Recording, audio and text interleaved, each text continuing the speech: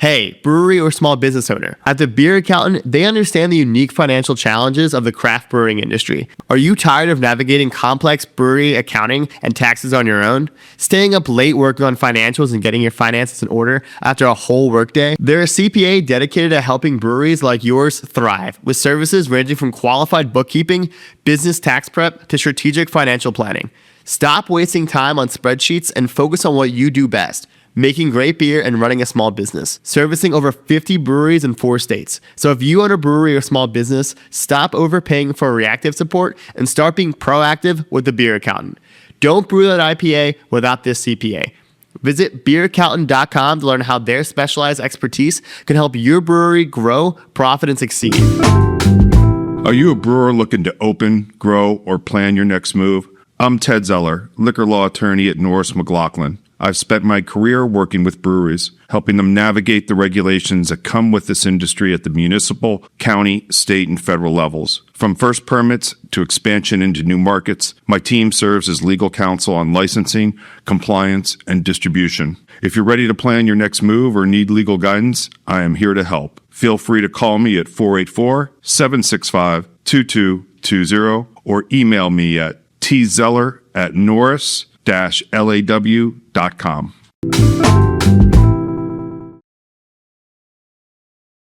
I have a question for you. Yeah. When we hear this term a lot, especially when we're doing workshops and presentations and big get-togethers like this, and there's this saying, like, there's no money in beer. If you want to get rich, then don't open a brewery, right? So in this case, where you have to spend money to make money, what's your response or your internal response or not when you hear there's no money in beer? I just said this at the last podcast. People say there's no money in beer. I live in Fishtown. I go down to 2nd and Girard every single week, and there's people literally drinking to the point where they're throwing up. I don't know many other industries where like people are going out and like buying that much toilet paper or buying that much like whatever to the point where it's like it physically makes them ill. I think that's like enough signal that like people like to drink. Yeah. Yeah. Yeah. Good. There's point. money there. I mean, people are making money. It's just it's a labor of love. It's not like a financial services company where like you just put in enough work, you have an angle, and then you can make a ton of money. It's like it is at its heart. It's like a true small manufacturing business.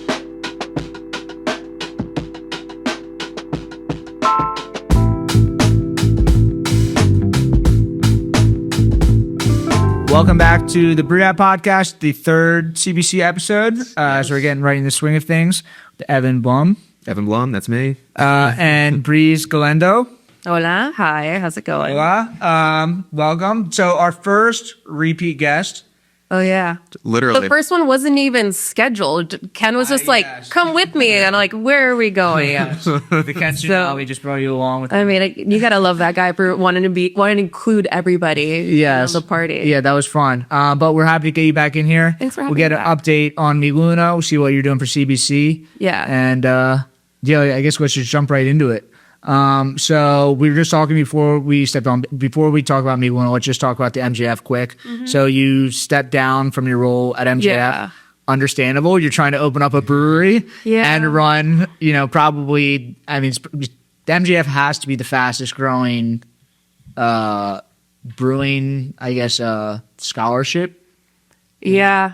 It's a machine. Probably. Yeah, it's a beast. It's because of thank you. It's the amount of work that's been put into the foundation since day one, and a lot of the pull and push was stemmed from Garrett, right? Yeah. Because he is the face, and having to bring in people who can actually see the vision and believe in it and be able to donate, right? Garrett was person number one to be able to bring those people in because he has those connections and he has networking capabilities. Yeah. Mm-hmm. Now you expand that to the rest of the board. We get to actually kind of spread out and be able to do the same thing. Yeah. Because again, because we're fully aware what the goal was for the foundation and seeing the actual results of it, and everybody else started seeing it too. Mm-hmm. That's where you had like that catapult of support. And also, I mean, this year, like the awardees, the fact that they have this many awardees now, I'm like moving forward, it's the awardees that get to be the face and they get to carry the How many foundation. are there? You guys raised it? Let's see. We're like in the 80s right now. Per year? No, as of right total. now, since Okay, we yes. opened, since Okay, we, yeah. I'm sorry, since they since they started, since Garrett founded the organization. Cool. So, I mean, yeah, it happened extremely fast. I believe within 5 years, the MJF was able to raise about $1 million, It's insane. which, hello. And you see the progress and you see the result. Yeah. There are awardees who are out here. There's the MJF award ceremony or the check ceremony this evening, and there's more awardees out here this year than there ever has been. Also, we have Richard from Two Locals who, right? Like, Love Rich. He was just on the cover of the new Brewer. isn't that amazing? Isn't that like stuff like that? Yeah.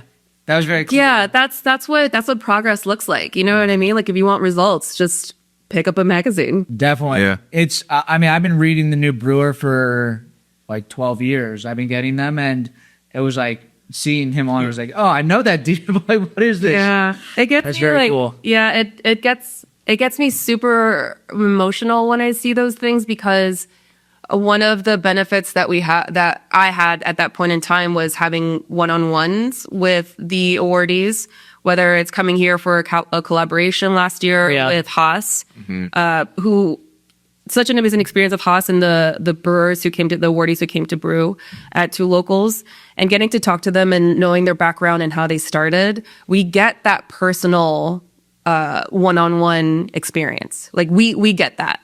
And to know where they come from and how they started and how the scholarship was able to help them get to where they are. So to see Richard at the brewery when Ken from Human Robot introduced me, and being able to get to know him there, and then encouraging him to fill out the application, and at the end, not coercing him, but I was like, if I come back here and I find out that you did not apply, we're going to have words.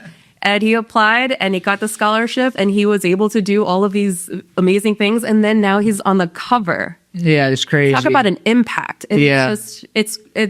yeah, I love I love it. I love to see it. They had some event on a Tuesday or Wednesday, I think 3 or 4 weeks ago. And I mean, their tasting room was pretty big. And the whole tasting room was packed out on like a Tuesday or Wednesday night, which is very cool to see. Yeah. But yeah, it's awesome. And then, so before we get off MJF though, Yeah. you went to Hop Harvest. How was that? Oh. This I can talk about this for so long. So we had 12 awardees that went to the Hop Experience that was hosted by YCH. Yeah. Victoria Garza, who has been with YCH for about 11 years now, she worked side by side with me to be able to put the entire program together. It was Garrett's idea, and he was able to talk to Ryan, and he's like, this is what I'm thinking. And both of them were like, great, Victoria, Breeze, like, like make magic happen. And with the support of both sides, and with Victoria and I trying to get everything aligned, out of the 12 awardees that showed up, only 11, of the 12 awardees, 11 have never experienced an actual hop harvest. That's cool. And we're talking about brewery owners, head brewers, awardees who are in the cellar. So it's, as soon as they walk into a cold box or they walk into the fields, you see the reaction of their faces. And you see them interacting with the farmers, and you see them interacting with the hop owners, right? Mm-hmm. And you see them interacting with other people who are there, other brewery owners who are there, because it is hop harvest. And you're seeing them mingling and networking. These are opportunities that people like myself never had when starting in the industry. And to seeing it unfold in real time and getting to talk to the hop farmers, like the carpenters, and them be like, this is awesome. We've never met them before. Like, this is great. I didn't know that it was like this. So to give them like firsthand on one side, and also to have our awardees experience that lifestyle on the other side. It's just phenomenal. Cool to walk into an event like that with Garrett. Like, you walk in with like a little more swagger, like you're walking through with the governor. I love that you said swagger, because the fits every single day was on point every single time. And I'm just there with like a hoodie and jeans. It was quite the experience, hence the hop experience, which is what we called it. That I hope it continues to happen, and I hope it gets bigger. I hope there's other opportunities in other parts of the industry where awardees can do that. It's, yes, a lot of it is for the awardees, but it's great to really have that exposure on both sides. So people on the other side who are owners, who are head brewers, who are brewery owners can really see like, oh, the interaction and the connection, it doesn't have to be, what's it called? It doesn't have to be performative, because we do find common ground. We have the same interests. It's just we have an advantage, and it's our job to help them also gain that advantage. Yeah. Right. And they see that in real time. So that was, I cried a lot in the sense of like happiness, and like the unity that these awardees had at that time was, they like some would never met, and to have them in a group for those 4 days.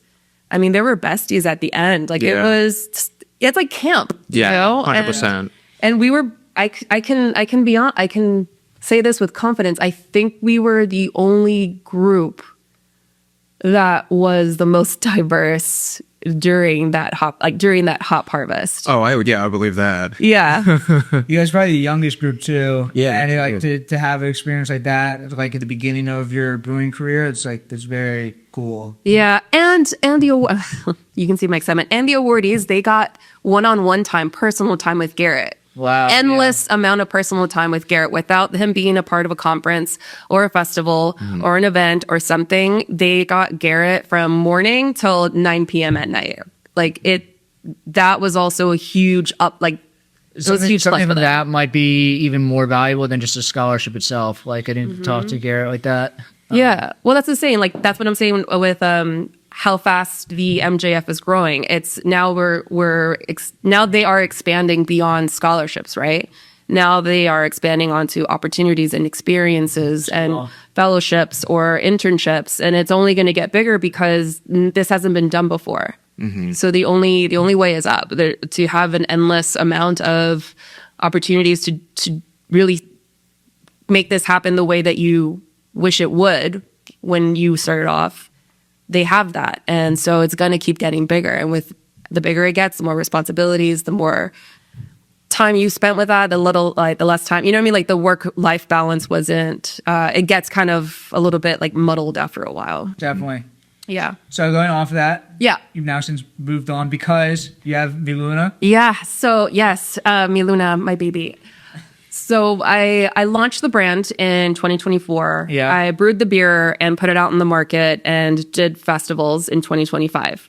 And because it's just myself, I did what I knew what to, like, I did what I knew how to do things. Yeah. Does that make sense? Are Yeah. those words?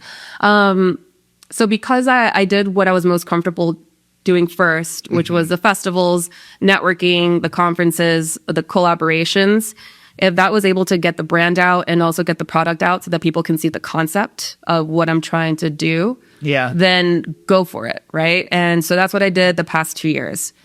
I learned a lot from festivals where it's like, this is going to be easy. Just pouring beer. It's not that hard. Oh no, it's the challenges and the breweries that really helped support me throughout. Like, it's almost like they were the ones doing the majority of the work for me because of the collaborations. And so the other breweries were the ones that had to put in the permits in and for all of that stuff. So from like Cuban Robot to Mass Landing to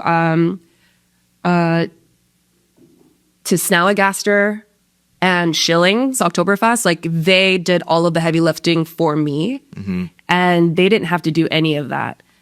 To realize like, oh wait, I'm supposed to have a jockey box. Oh wait, no, my own CO2. I'm supposed to have like a bus tub to dump. Like what is happening? And also you have to bring your own merch and you have to bring the banners and you have to, all of these things. And I'm like, whoa, I've never done this before at this level. Once you start doing it, it becomes I'm like, You promise? Do you promise, Richie? we're basically at the same point with our brewery where it's like we basically started at the same time. Yeah. I like what you're describing is like everything that I went through. I would like just show up to stuff and be like, oh, I don't have any cups. Like, right? and the bar's like, well, I have styrofoam cups. I'm like, well, that's just not gonna do. So, but it's all every day is like a learning experience. Exactly. Yeah. And because I was doing most of that myself as well as the collaborations, I was really burnt out at the end of last year, extremely burnt out.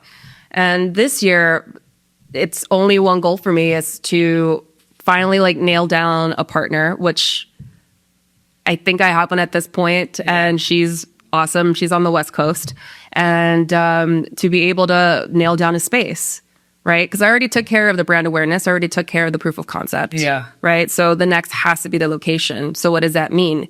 That means that I can't do anything else. So no festivals, no collaborations, nothing. I just have to stay focused on the next part. Like a full-time job. 100%. Yeah. And also a full-time job that pays literally nothing. Literally nothing. Because you have to keep pushing. So it's been it's been a lot of work and lesson learned, right? So now with this year, it's like you have to cut everything out, and this is your only focus, and this is what you have to do. So looking for locations, and I'm finding 3, but also learning so much more about the lease agreements and talking to the landlords. And you have to get a real estate lawyer. Did you know that? Yeah. There's all these things that I didn't know. It's every day is a new day. It's funny watching this conversation, just like both of you feel like you're in the like very similar. And same thing for like 8 months. I've just been like, and it with the podcast. I mean, you came on the podcast and just talk about it, and like we're talking about like kind of every week, and it feels like nothing's happening. Right? It's like things aren't happening. It's just when you're publicly doing stuff, it's kind of like this weird situation where like when you are private, you have the benefit of people think that you're moving fast because they don't see you every day. Because you are so public, like people are seeing your progress kind of weekly, daily basis. I'm also trying to adjust that as well, where it's like I put my craft beer account on private because I want most of the attention to go towards the brewery. Yeah. Right. Yeah. And it's been weird to have it go for me to make it private, but I was like, wait a minute, now I can like post like more things that I want to post, just like pictures of like pitties, like just your actual private account or your actual personal account now, instead of like your personal account being kind of blended with your 100%. I was kind of the same way, because like my personal account is mostly just honestly the podcast of Monica, and now the Space Cadet is like my main account now, where I'm posting most of the stuff. And you have to understand how to work social media these days, which is not the same like how it used to be back in the day. So no judging, but I have 4 Instagram accounts. Oh my gosh. How can you post on all them? Like, it depends, because one is a brewery, and so it's really important to post when it's important. You can't be posting every day because then you'll lose traction. People don't really care. Yeah. And then there's a craft beer account, which I just made private because yes, it was encouraged, and also it's what I have to do at this point. And then the third one is like my actual personal account, where it's just my family and my friends who I grew up with, and that's it. And in that account, there is no beer like at all posted in that account. If you want to see beer things, then you have the beer account and you have MiLuna, right? And then the fourth one is one that I recently started, which is like an interior design account, because I'm obsessed with interior design and being able to work with that, because we are creatives, being that we are brewers. So I started that one, but like I try to like that one is more like on the silent side, where like none of my friends know what it is, like what it's called, or my family. I just kind of wanted to do like organic following, and now I have like 27 followers. So I don't mean to brag. Real organic followers, though. Yeah, exactly. So interior design, you don't have, I guess, a location yet, but do you have an idea about like areas? Like, are you going to stay in New York City?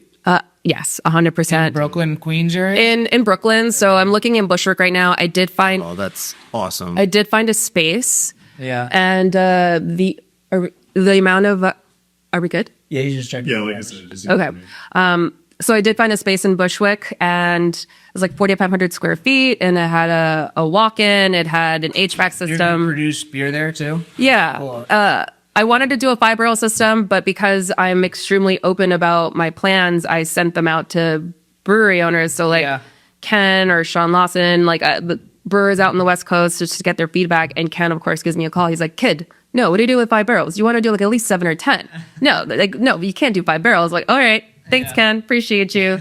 And having to adjust from there. But you really want to start off small. If you bite off more than you can chew. And also, if you have investors, you want to do low risk with very low overhead. Yeah. So you want to be as conservative as possible in the beginning, and then kind of work your way up. And from the amount of experience that we have, as opposed to our friends and our mentors who have been in this industry even longer, time and time again, I always get the same response. stay small as long as you can. Yeah. And you never want to outnumber yourself in terms of votes. It's cool that you have someone like Ken to tell you that. You probably knew it in your heart, but like then him kind of like pushing you like, all right, makes sense. He won't sugarcoat it, but at the same time, he's like, "You've got this. You've got this, kid." And I'm like, every time he ends it with "kid," I'm like, "Okay, it's good." So yeah, the space is a work in progress. I did like 40 sketches of the blueprint, which is what you're supposed to do, from what I've been told, before you even hit up an architect. Really? Yeah, Just like what different layouts of how you might want the space to be. That's cool. And if like you're thinking about doing things like that, I highly recommend starting off with the Pinterest board. Yeah, I mean, it has its purpose, and so that was really helpful with looking at the blueprint and really drawing out the concept of what I want it to look like. And sure enough, I shared it with Bobby. He's a head brewer at KCBC. He's coming on tomorrow. Such an angel, that one. And then Johnny from Nightglow, and getting their feedback, because it's a small space that Johnny's working out of, and the fact that Bobby is really familiar with the space that I was looking at. It was just great to get that feedback. Like I'm not afraid of feedback at all. It's, if anything, like I take up something for 5 minutes. Okay, look at it. Yeah. Okay, now tell me stuff, because you need that feedback. If you go through life in this project thinking that you know more than everybody. Yeah, you couldn't like waste your time going down like the wrong path. Yeah, exactly. Which is what's beneficial, and I'm really appreciative of the industry for being that supportive. That's cool. Yeah. And so is your plan to not distribute, just do taproom stuff to start? I mean, you already are doing some distribution right now. Just Yeah. You're kind of forced to, but is kind of keep that alive, right? Like kind of same volume, or? Yeah. So again, what I said earlier, you can't bite off more than you can chew. So with the small system that I wanted to put together, I wanted to just brew 3 beers out of that system. Okay. Those 3 beers would only be poured out of the tap room, and everything else, in terms, if I were to add like 4 more beers to the portfolio, like a hazy pale ale, different styles of like a West Coast style IPA, something similar to that, that is more attuned to East Coast palates, then I would contract brew, right? I would do that on the outside, and therefore they can do a higher volume, and I can be really selective as to the accounts, because you want to, again, keep it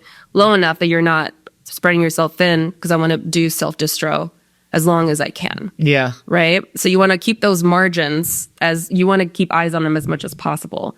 So that would be the plan to distro. And then because of me not having a space to brew right now, and I need to put together a proof of concept, I am brewing 1 beer in the West Coast in May, a lager, of course, and to be able to do that out there, since my prospective investor is on the West Coast. Yeah. And then also to bring some over here as well, to be able to show this to several investors that I want to kind of give them an idea of what this is. Yeah. So cool that even when you're getting started, you said you did a collaboration in the UK. Yeah, with Craft Brewing. So UK, you're already doing West Coast stuff. It's like you're just getting started. You're already doing collaborations like cross country. Yeah. Oh, I did say I was slowing down. Yes. But to be fair, Track did ask me before I made that decision, and I couldn't say no to them at all. They're such a great team. Kit was so phenomenal to work with, and it was a dark mild with toasted Mexican cinnamon. And to hear the feedback from how it was able to be executed, that's phenomenal. And after that, I was like, okay, no more collaborate. Like I have to stop there. But then it's like, wait, I need a proof of concept. So because I'm going back home in May, I hit up my friends on the West Coast, and it's like, here's the thing, can we do this? And they're like, absolutely. It's kind of like you're starting your brand off, saying like, we're going to be doing cool stuff everywhere. Yeah, because why not? It's your brewery, right? Like, your brand, it's your baby, it's your recipes, and it's your friends, and beer absolutely is supposed to be fun, 100%. But I think people in Brooklyn will see your brand differently than if you just did collaborations with like KCBC. Yeah. Brooklyn. Yeah. It's like kind of a cooler vibe to be doing stuff. Yeah, thank you. I appreciate that. Yeah, that's always been the goal. That's been part of the concept. It's part of the brand deck and the pitch deck and all of those things. Cool. Because we've been in the industry for so long, so we know when there's a need. Yeah.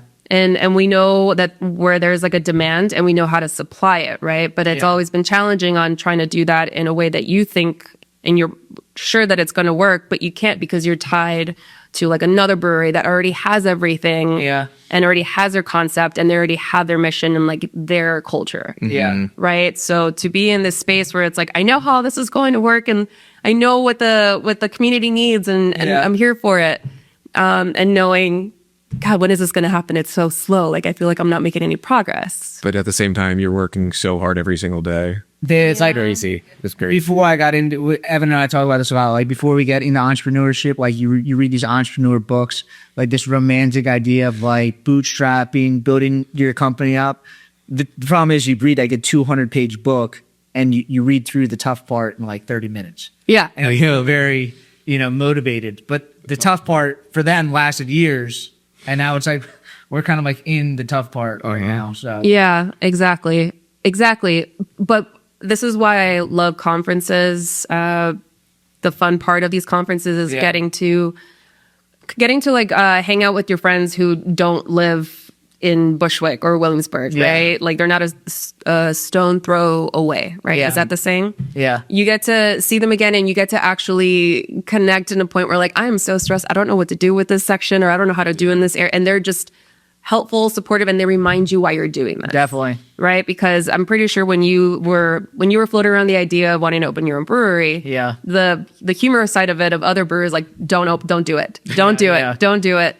And I keep thinking about that where people were to come to me telling me that they want to open their own brewery. For me, it's like, do it. Mm-hmm. Do it. Yeah. Go broke, fail, close, open, just do it because you're going to regret not even trying when it's too late, right? I wish I had done it sooner. And I think I had a lot of people telling me like, don't do it.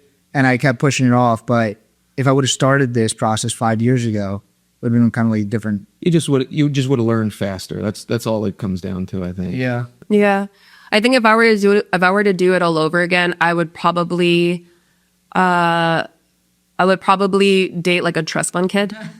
You know what I mean? Because the funding would be so easy and it's just like, hey, can you ask your parents for a couple $100,000? Thanks, love you.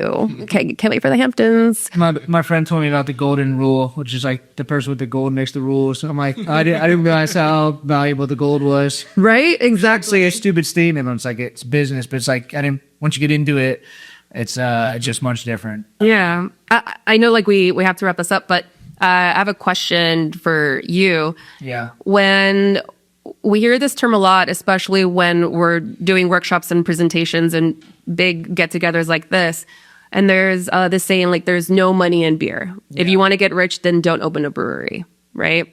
So in this case where you have to spend money to make money, what's your response or your internal response or not when you hear there's no money in beer? I just said this at the last podcast.